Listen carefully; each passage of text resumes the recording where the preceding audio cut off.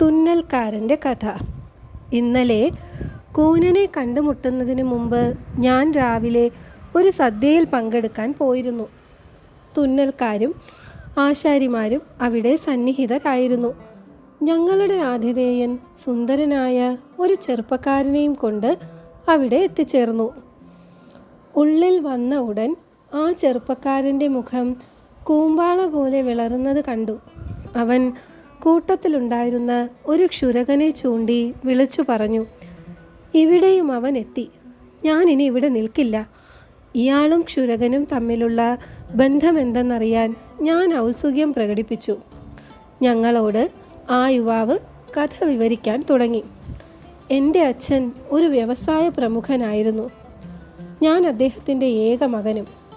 വളരെ സുഖസമൃദ്ധമായ ജീവിതമാണ് ഞാൻ നയിച്ചിരുന്നത്. ഒരു ദിവസം ഞാൻ ഒരിടത്തിരുന്ന് വിശ്രമിക്കുകയായിരുന്നു. അപ്പോൾ എതിരെയുള്ള മന്ദിരത്തിൻ്റെ വാതിൽ തുറന്ന് മദാലസയായ ഒരു യുവതി തോട്ടത്തിലെ ചെടികൾ നനയ്ക്കുന്നത് കണ്ടു. പ്രകൃത്യാ ഒരു സ്ത്രീ വിദ്വേഷിയായ എന്നെ അവളുടെ സൗന്ദര്യം ആകർഷിച്ചു. കുറേ നേരം ഞാൻ അവിടെ തന്നെ ഇരുന്നു. വൈകുന്നേരം പട്ടണത്തിലെ കാതി അകമ്പടിയോടെ വന്ന് ആ വീട്ടിലേക്ക് കയറി പോകുന്നത് കണ്ടു. വീട്ടിലെത്തിയ ഞാൻ ഒന്നിലും താല്പര്യമില്ലാതെ വിഷണ്ണനായിരിക്കുന്നത് കണ്ട് വേലക്കാരും വീട്ടുകാരും എൻ്റെ ചുറ്റും കൂടി. അതിൽ ഒരു വൃദ്ധയോട് ഞാൻ എല്ലാ വിവരങ്ങളും പറഞ്ഞു. ആ സുന്ദരി കാതിയുടെ മകളാണെന്നും അവളെ കണ്ടുമുട്ടാൻ വിഷമമാണെന്നും എന്നാലും താൻ ശ്രമിക്കാമെന്നും പറഞ്ഞ് വൃദ്ധ എന്നെ സമാധാനിപ്പിച്ചു. കുറേ നാളുകൾക്ക് ശേഷം ആ വൃദ്ധ താൻ അവളെ വിവരമറിയിച്ചുവെന്നും കാതി പ്രാർത്ഥനയ്ക്ക് പോകുന്ന സമയത്ത് ആ വീട്ടിലെത്തി കാതി തിരിച്ചെത്തുന്നതിന് മുൻപ് മടങ്ങിയാൽ മതി എന്ന് അവൾ ആഗ്രഹത്തോടെ സൂചിപ്പിച്ചിട്ടുണ്ടെന്നും എന്നോട് പറഞ്ഞു. അവളും എന്നിൽ അനുരക്തയാണെന്നറിഞ്ഞ് ഞാൻ സന്തോഷിച്ചു. കുറേ ദിവസം കുളിക്കാതെയും ഭക്ഷണം കഴിക്കാതെയും വിരൂപനായി തീർന്ന എന്നോട് തലമുടി വെട്ടി കുളി കഴിഞ്ഞു പോയാൽ മതി എന്നും വൃദ്ധ ഉപദേശിച്ചു. ഞാൻ ഒരു ക്ഷുരകനെ വരുത്തി.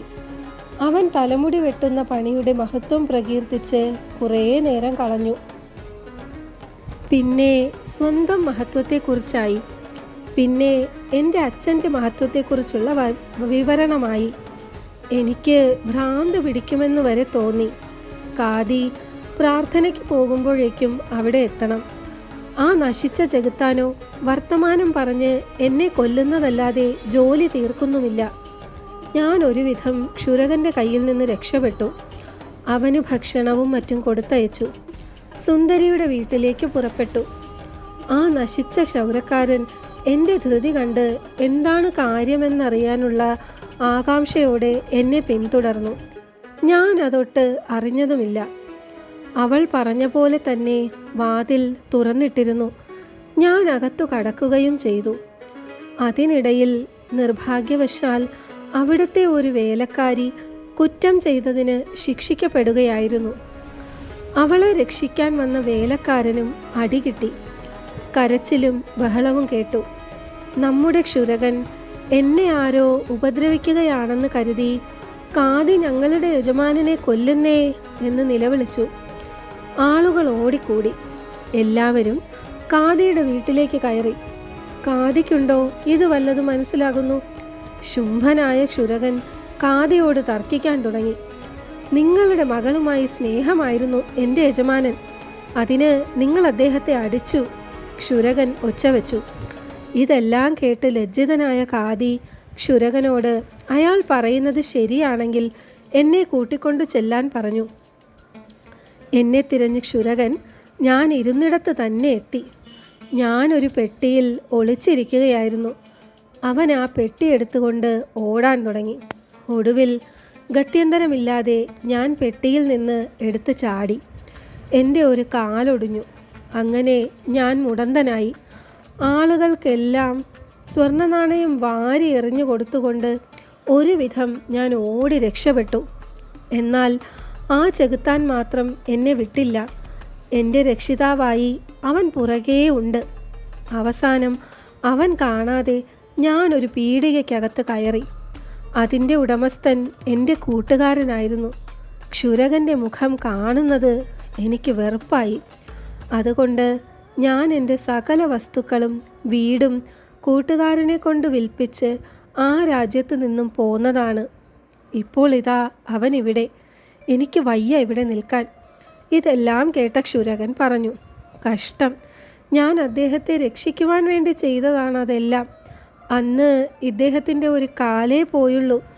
ഞാൻ അങ്ങനെ ചെയ്തില്ലായിരുന്നെങ്കിൽ ഇദ്ദേഹം ശവമായേനെ. നിങ്ങൾ എൻ്റെ കഥ കേൾക്കൂ. ക്ഷുരകൻ്റെ കഥ. ഞാൻ ബാഗ്ദാദുകാരനാണ്.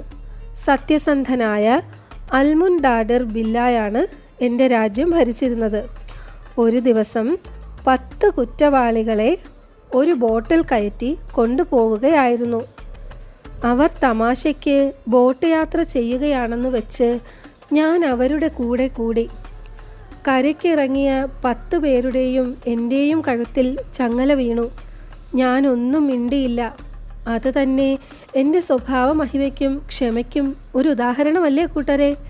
രാജാവിൻ്റെ മുന്നിലെത്തിയ 10 പേരെയും കൊല്ലാൻ വിധിച്ച് 10 പേരുടെയും തലവെട്ടി. ഞാൻ മാത്രം അവിടെ നിൽക്കുന്നത് കണ്ട് രാജാവ് എൻ്റെ വിവരം ചോദിച്ചു. നീ എങ്ങനെ ഇവരുടെ ഒപ്പം എത്തി? ഞാൻ അദ്ദേഹത്തെ വിവരം ധരിപ്പിച്ചു. അതുവരെ ഒന്നും മിണ്ടാതെ ബഹളം കൂട്ടാതെ നിന്നിരുന്ന എൻ്റെ സ്വഭാവ മഹിമയെക്കുറിച്ച് അദ്ദേഹം പ്രശംസിച്ചു. രാജാവ് എന്നോട് ചോദിച്ചു, നിനക്ക് സഹോദരന്മാരുണ്ടോ? അവരും നിന്നെപ്പോലെ തന്നെ പണ്ഡിതന്മാരും സ്വഭാവശുദ്ധിയുള്ളവരുമാണോ? എനിക്ക് 6 സഹോദരന്മാരുണ്ട്. അവരെ എന്നോട് ഉപമിക്കരുത്. അവരുടെ നീച സ്വഭാവമനുസരിച്ച് അവർക്ക് ഫലവും കിട്ടിയിട്ടുണ്ട് എന്ന് ഞാൻ പറഞ്ഞു. ഒന്നാമൻ മുടന്തനായിരുന്നു. രണ്ടാമന് മിക്ക പല്ലുകളും ഉണ്ടായിരുന്നില്ല. മൂന്നാമൻ കുരുടൻ. നാലാമൻ ഒറ്റക്കണ്ണൻ. അഞ്ചാമൻ്റെ ചെവികൾ ഛേദിക്കപ്പെട്ടിരുന്നു. ആറാമൻ്റെ ചുണ്ടുകളും. ഓരോരുത്തൻ്റെയും കഥ ഞാൻ അദ്ദേഹത്തോട് പറഞ്ഞു. ഒന്നാമൻ്റെ കഥ. എൻ്റെ ഈ സഹോദരൻ ഒരു തുന്നൽക്കാരനായിരുന്നു. കടയുടെ ഉടമസ്ഥൻ ഒരു വലിയ പണക്കാരനായിരുന്നു. കടയുടെ മുകളിലാണ് അയാൾ താമസിച്ചിരുന്നത്. താഴെ ഒരു മില്ലുമുണ്ടായിരുന്നു. ഒരു ദിവസം തുന്നൽക്കാരൻ തുന്നിക്കൊണ്ടിരിക്കുമ്പോൾ ജാലകത്തിനരികിൽ ഒരു സ്ത്രീയെ കണ്ടു. അവളുടെ സൗന്ദര്യത്തിൽ തുന്നൽക്കാരൻ മയങ്ങി. അയാൾ അങ്ങോട്ട് തന്നെ നോക്കിക്കൊണ്ടിരുന്നു. ആ സ്ത്രീയും അവിടെ തന്നെ നിന്നു. ഒരു ദിവസം ആ സ്ത്രീയുടെ വേലക്കാരി ഒരു ബ്ലൗസ് തുന്നാൻ കൊടുത്തു. പിന്നെ അവളുടെ ഭർത്താവിനുള്ള ഒരു കുപ്പായത്തിൻ്റെ പണി ഏൽപ്പിച്ചു. അങ്ങനെ പലതും. അവൻ പണം മേടിക്കാതെ എല്ലാം തുന്നിക്കൊടുത്തു. യജമാനത്തി അയാളിൽ ഭ്രമിച്ചിരിക്കുകയാണെന്ന് ആ വേലക്കാരി പറഞ്ഞിരുന്നു. പിന്നെ ആ വീട്ടിലെ യജമാനൻ തന്നെ വന്ന് കുപ്പായങ്ങൾ തുന്നാൻ കൊടുത്തു. അതും അയാൾ കൂലി വാങ്ങാതെ തുന്നിക്കൊടുത്തു. യജമാനനും പത്നിയും കൂടി തന്നെ വിഡ്ഢിയാക്കുകയാണെന്ന കാര്യം പാവം അറിഞ്ഞിരുന്നില്ല. അന്നു രാത്രി മില്ലിൽ ഒരുമിച്ച് കൂടാമെന്ന് അവൾ വേലക്കാരി മുഖാന്തരം അറിയിച്ചു. അവൻ സസന്തോഷം സമ്മതിച്ചു. മില്ലുടമസ്ഥനാകട്ടെ രാത്രി അവനെ കണ്ടെത്തി മില്ല് തിരിക്കാൻ ആവശ്യപ്പെട്ടു. വെളുക്കും വരെ കാളയ്ക്കു പകരം അവനെക്കൊണ്ട് മില്ല് തിരിപ്പിച്ചു. വേലക്കാരി രാവിലെ വന്ന് ക്ഷമ പറഞ്ഞു. ഞാനും യജമാനത്തിയും ഇതൊന്നും അറിഞ്ഞില്ല എന്നെല്ലാം അവൾ പറഞ്ഞു. സഹോദരന് മിണ്ടാൻ കൂടി വയ്യായിരുന്നു. അയാൾ തിരിച്ച് പീടികയിൽ വന്നു. കുറച്ച് ദിവസം കഴിഞ്ഞപ്പോൾ ആ യജമാനത്തി പുഞ്ചിരിയും കടാക്ഷവും കൊണ്ട് അവനെ വശീകരിച്ചു. അവൻ അവളെ വിശ്വസിച്ചു. രാത്രി ഭർത്താവ് വീട്ടിലുണ്ടാവില്ലെന്നും വരണമെന്നും പറഞ്ഞ് അവനെ ക്ഷണിച്ചു. ആ വഞ്ചകിയുടെ ചതി അറിയാതെ പാവം സഹോദരൻ അവളുടെ മുറിയിൽ കയറി. ഉടനെ അവളുടെ ഭർത്താവും എത്തി. അവൻ ഭയന്നു വിറച്ചു. കരഞ്ഞു പറഞ്ഞിട്ടും വിട്ടില്ല. ന്യായാധിപതിയുടെ അടുക്കൽ കൊണ്ടുപോയി. ഒട്ടകപ്പുറത്ത് കയറ്റി ചാട്ട കൊണ്ടടിച്ചു. ഒട്ടകപ്പുറത്ത് നിന്ന് വീണ് കാലുമൊടിഞ്ഞു. പട്ടണത്തിൽ നിന്ന് അടിച്ചു പുറത്താക്കിയ സഹോദരനെ ഞാൻ കൂട്ടിക്കൊണ്ടുവന്ന് എൻ്റെ കൂടെ താമസിപ്പിച്ചിട്ടുണ്ട്.